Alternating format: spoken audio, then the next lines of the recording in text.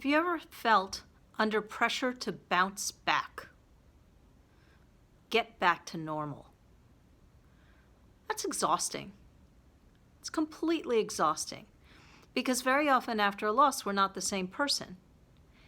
And how do we bounce back to who we were when we can't do that? It's simply impossible. And yet it's something that's expected of us. So in this book and in this video, I talk about why bounce back is toxic. Bounce back is looking back as well. It's looking back to a person that you were, that you no longer are, and that you can't be again. Because what happens with grief and with loss is it changes us. It changes us forever.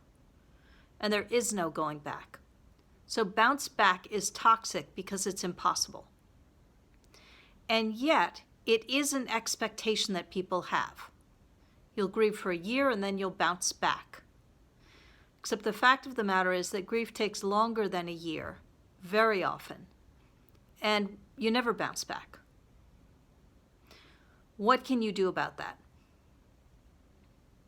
Communication is critical because until people can understand why that's impossible, they'll keep expecting you to bounce back. And it's a toxic expectation that you can't live up to. Bounce back also leads to a lot of judgment. When you can't bounce back, people start assessing you as less than. And it catches.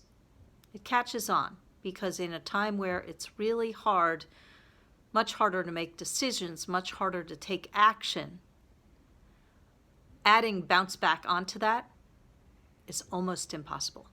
I'm Allison Penna, aka Bad Widow. I hope you're enjoying the book.